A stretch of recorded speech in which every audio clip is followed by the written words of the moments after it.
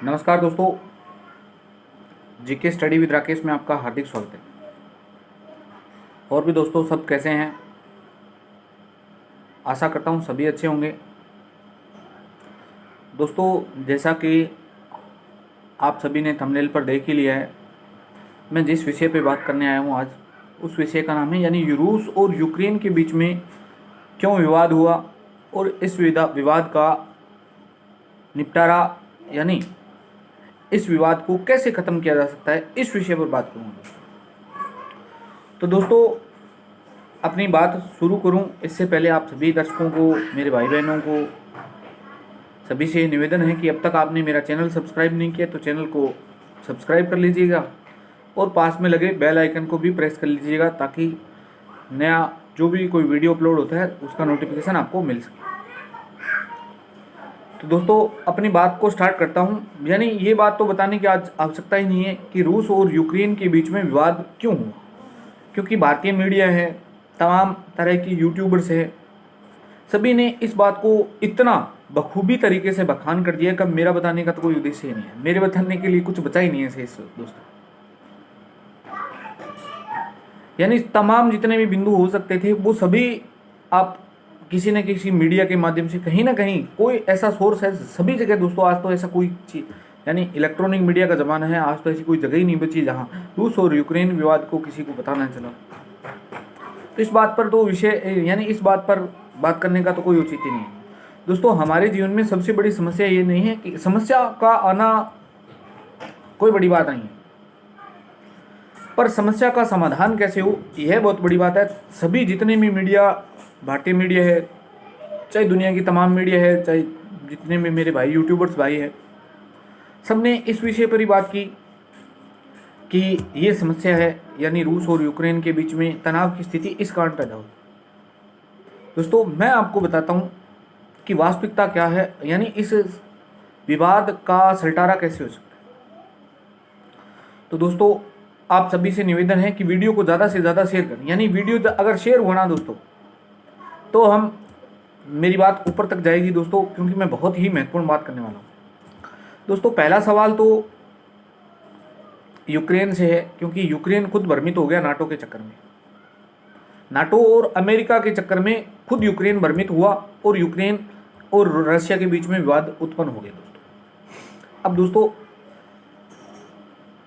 रूस के राष्ट्रपति जी महोदय पुतिन महोदय से एक सवाल है मेरा कि सर आप मान लीजिए यूक्रेन आपका हिस्सा था, आप कह रहे हैं कि यूक्रेन आपका हिस्सा था 1991 यानी यूएसएसआर के संघ, सोवियत संघ के विलय होने से पहले, आज उसे आप नाटो में नहीं मिलना देना चाह रहे।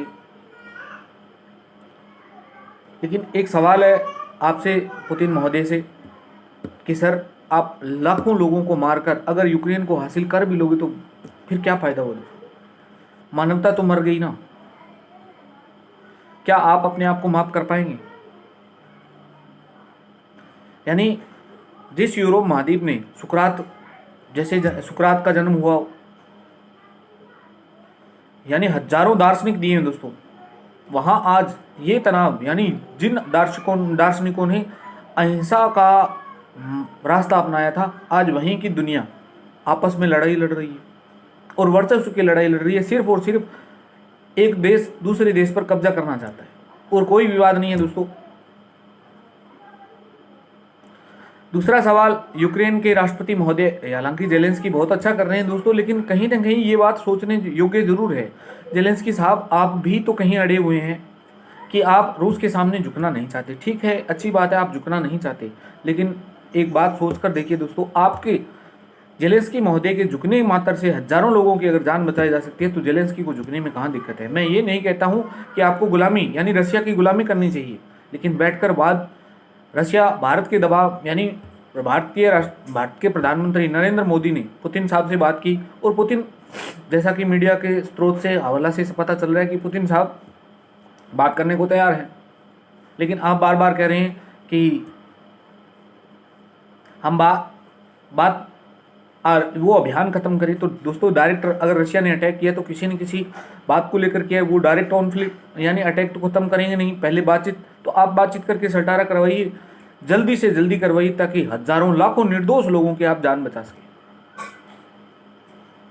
और जेलेंस्की साहब, इस नाटो के चक्कर में और अमेरिका के चक्कर में आप अपने देश से हाथ धो बैठेंगे। एक भारतीय विद्वान ने बात कही थी कि युद्ध लड़ने के लिए खुद का जिंदा रहना बहुत जरूरी है। अगर आप ही जिंदा नहीं रहे तो देश आपका, यानी आपकी अकड़ और आपका देश कहाँ रहेगा। रशिया कब्जा करेगा ही करेगा, 100% करेगा दोस्तों, इसमें कोई दो राय नहीं। अगर नाटो इतने ही हिमायती हैं आपके, तो अब तक आपके साथ क्यों नहीं आए। मैं ये नहीं कहता हूं कि नाटो को आना चाहिए और विश्व युद्ध स्टार्ट हो। दोस्तों, अगर नाटो ने इस युद्ध का शुरुआत करवाई है तो वो सुरक्षा मुहैया तो करवा सकता है, कम से कम यूक्रेन के नागरिकों को तो करवाएं, ताकि उन लोगों को तो न मारा जाए। और अमेरिका तो दोस्तों आप सभी जानते हैं कि चतुर देश है, वो अपने फायदे के लिए सब कुछ करता है। और उसके बहकावे में तो आप मत जाना। उसके बहकावे में आए तो दोस्तों मुझे नहीं लगता, अगर मैं ये कहता हूं कि अमेरिका यूक्रेन की मदद करता है तो दोस्तों निश्चित तौर पर रशिया को भी युद्ध विराम यानी स्टॉप करना पड़ेगा। अगर अमेरिका इतना हिमायती है यूक्रेन का, तो उसको तुरंत प्रभाव से यूक्रेन में अपनी सैन्य मदद देनी चाहिए, ताकि यूक्रेन में आम नागरिकों को जो मारा जा रहा है वो युद्ध रुक सके दोस्तों। तो ये था दोस्तों मेरी बात। आपको कैसी लगी, अच्छी लगी तो लाइक शेयर कमेंट करके जरूर बताना। थैंक यू दोस्तों, मिलते हैं नेक्स्ट वीडियो में। जय हिंद, जय भारत।